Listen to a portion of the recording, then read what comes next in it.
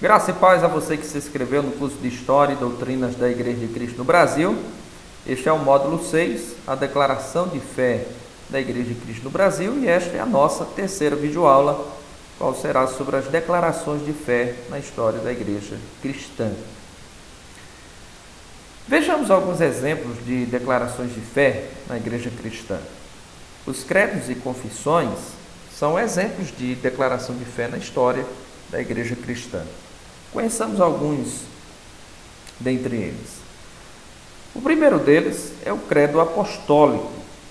Ele é o mais conhecido dos credos, sendo atribuído pela tradição aos 12 apóstolos, mas os estudiosos acreditam que ele se desenvolveu a partir de pequenas confissões batismais empregadas nas igrejas dos primeiros séculos. Esse, que é reconhecido como um dos primeiros e mais importantes credos, ou declaração de fé, ele resume ou reúne as verdades fundamentais pelo qual o crente deve crer a respeito de Deus, a respeito de Jesus Cristo, a respeito da igreja, a respeito da salvação. É um documento muito pequeno, curto, por isso uma declaração de fé, qual reúne as principais doutrinas a qual a Igreja do Senhor confessa. Além deste, nós temos também o Credo de Nicéia. Ele foi formulado no ano 325 d.C. por 300 bispos a fim de refutar heresias referentes à Trindade. Aqui vemos o papel das declarações de fé, não apenas para preservar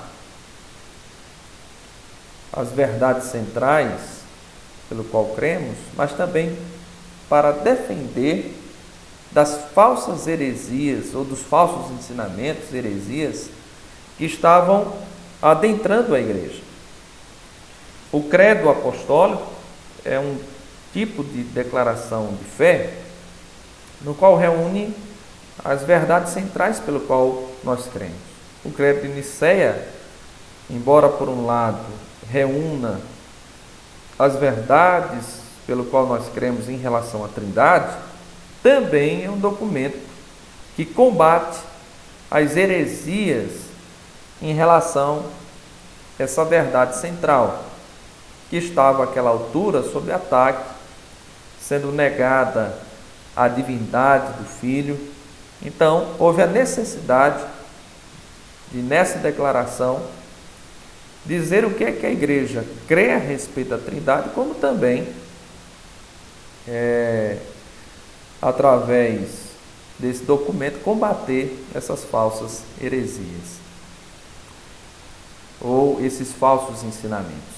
Catecismo Menor, ele foi um documento elaborado no ano de 1529 por Martinho Lutero, destacando os princípios fundamentais da chamada Reforma Protestante. Se você tiver a oportunidade, pesquise na internet sobre o Catecismo Menor, de autoria de Martinho Lutero, esse grande reformador e responsável pela Reforma Protestante, onde lá, nesse documento, você vai encontrar os princípios fundamentais da fé protestante. Obviamente que estão afirmadas ali aqueles 5 solas pelo qual nós conhecemos, e além desses 5 solas, outras verdades que distinguem protestante de católicos, por exemplo. Nós temos a Confissão de Augsburgo, escrito em 1530 na Suíça, supervisionado pelo reformador Zwinglio, certo? Então, a Confissão de Augsburgo é também uma declaração de fé, qual reúne essas principais verdades pelo qual a Igreja do Senhor crê. Temos também a Confissão Helvética, escrita em 1534, porém somente aprovada em 1566. Temos a Confissão Escocesa, escrita em 1560, de autoria de John Knox e outros. Nós temos a Confissão de Fé de Westminster, escrita em 1646 e tida como uma das últimas grandes confissões de fé da Igreja Cristã. Esta última, qual foi, diga-se de passagem, muito importante para a elaboração da nossa declaração de fé, conforme veremos nas próximas aulas. Bom, esta foi a nossa terceira videoaula e convidamos você para a nossa próxima aula. Até lá!